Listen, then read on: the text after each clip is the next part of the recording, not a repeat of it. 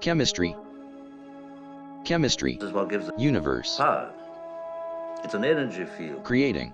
All things. It surrounds us and penetrates us. It binds the galaxy together.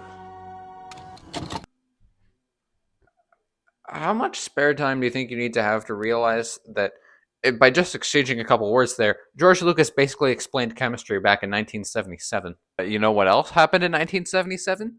I don't know, I wasn't there. But do you want to know what else I wasn't there for? A natural segue into today's topic, antacids. Roll on, my segue. Antacids are over-the-counter medication that help neutralize stomach acid, but their main use, for most people at least, is to help deal with heartburn.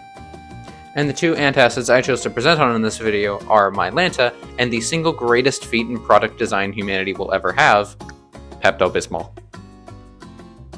But Elliot, you may say, was the assignment not to present on 3 products of a given category? And yes, you would be right, that is what the project outline says to do, but the project outline also says that all 3 of your products must have an organic active ingredient.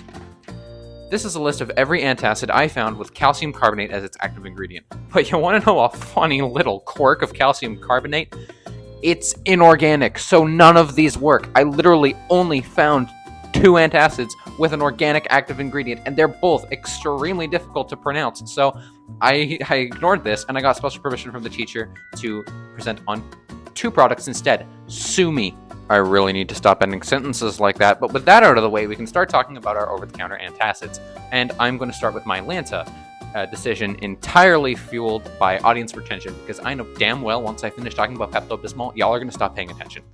As I'm sure you've all figured out by now, Mylanta is a form of over-the-counter antacid. What you might not have known about it, though, was that back in 2010, it was recalled by Johnson & Johnson, the company that owns it, because trace amounts of alcohol were found in the flavoring agents that were not disclosed on the label.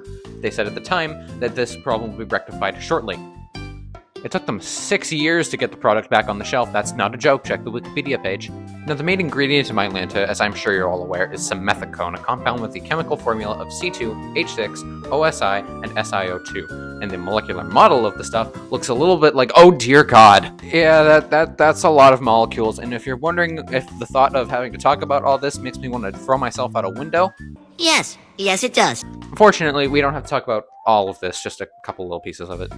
Now, if we zoom in a little bit and take a look at just this particular molecule of silicon, you'll notice it bonds with 2 carbons and 2 oxygens to form a tetrahedral with a bond angle of 109.5 degrees. By comparison, these 2 models of carbon and oxygen bond with their adjacent molecules to form linear bonds with a bond angle of 180 degrees each. And so with stupid Mylanta over there out of the way, hang on. So with that taken care of, we can now take a look at what I'm sure you've all been highly anticipating for the last couple of minutes or so, Pepto-Bismol. Woo! Yeah, baby! That's what I've been waiting for. That's what it's all about. Woo!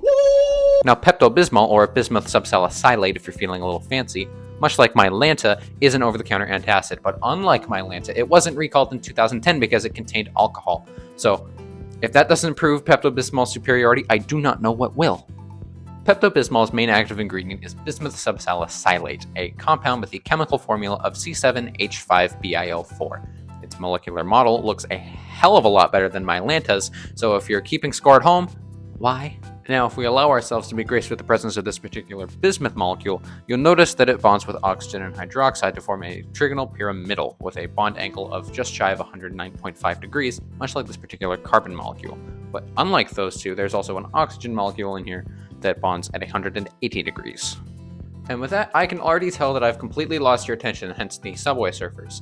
And to make up for the fact that I'm only presenting on 2 products instead of the original 3 as proposed by the handout, and seeing as how I've basically already said everything I feel like I can say at this point, I will leave you now with this Tums commercial from 2008.